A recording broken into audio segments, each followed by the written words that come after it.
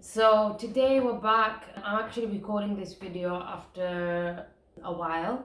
I've had a break from recording for some time, but hopefully I can get back on track and make sure that I'm making consistent content and videos for you. Today I want to talk about impermanent versus permanent and the characteristics of life as impermanent, that everything in life is impermanent. Nothing lasts forever.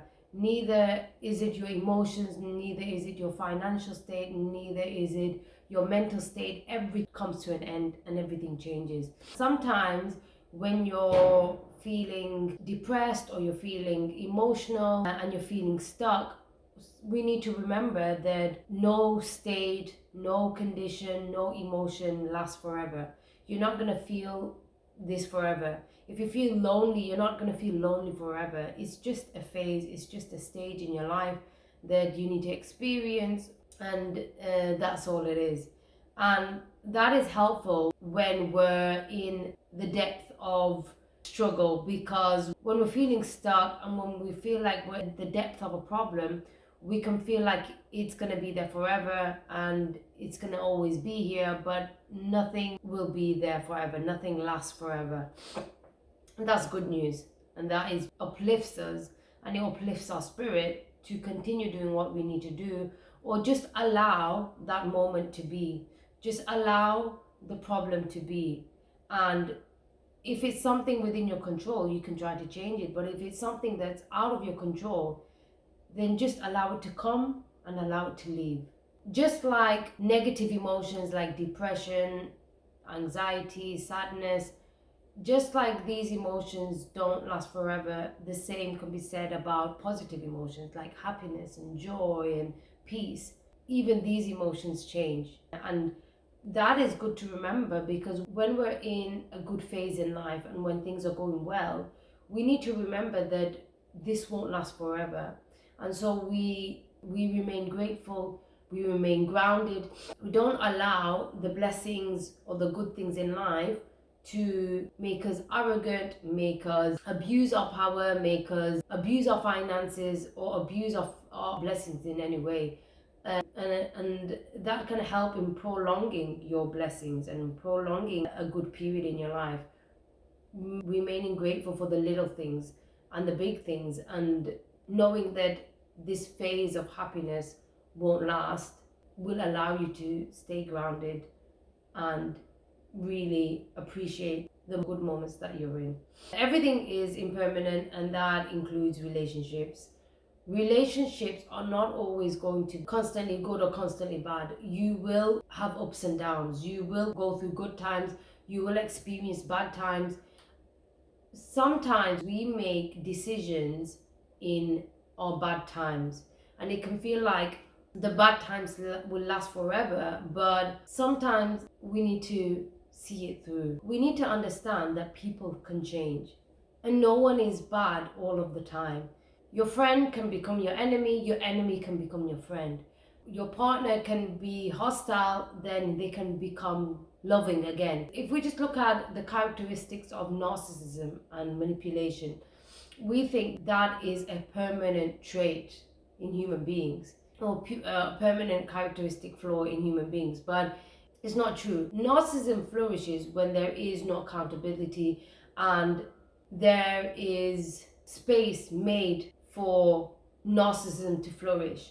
But when you don't allow narcissism or bad behavior to flourish, you can change people. Not necessarily you can change people, but people can change because of your boundaries and your lack of tolerance. Other times it can be other events that can be life-changing for them. So it's helpful to think or to believe that toxic behavior is not a permanent characteristic of human beings.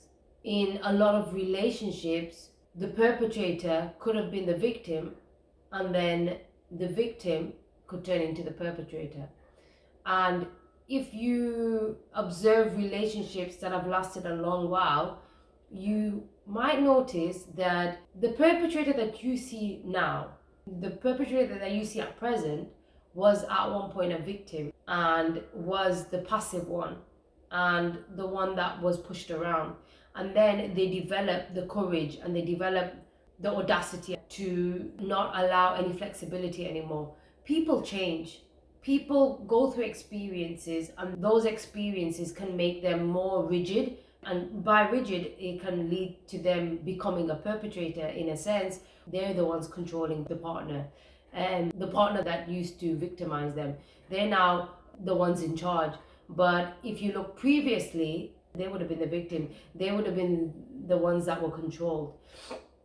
So I think that is quite interesting. When we observe relationships, we don't know the full story. We only know what we're seeing at that moment. But if you look at it in totality, what you see is not always the full truth, or it cannot really give you the right perspective. For example, let's say with family members, you're a bit passive. You're the one that is used and taken advantage of. There will come a point where you resist that and you change and you become rebellious, and now you become stubborn, you become unaccommodating, you're no longer willing to do things for anyone. It can take you to an extreme. You could have been at a very passive extreme, and now you become too aggressive in the way you demand for things. And I think sometimes that is necessary because it means that you put your boundaries down and then you can actually come to a balance. But change is necessary. It's necessary for the person who's passive to become more assertive. And people don't just get to the middle ground. People don't just become the perfect balance of assertiveness. Usually it takes them to the extreme of being aggressive, and then they can come to the middle and they can balance that. Other times they just stay in the aggressive extreme and they don't really develop the balance.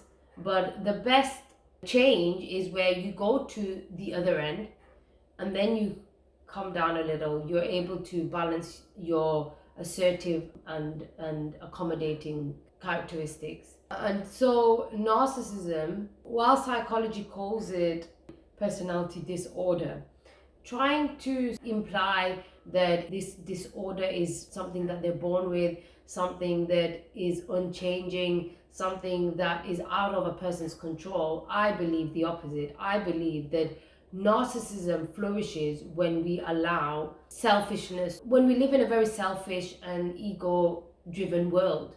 What will happen naturally is that people will be more egotistical, people will be more self-serving, people will be more selfish. If the world is like that, the people will adapt to that.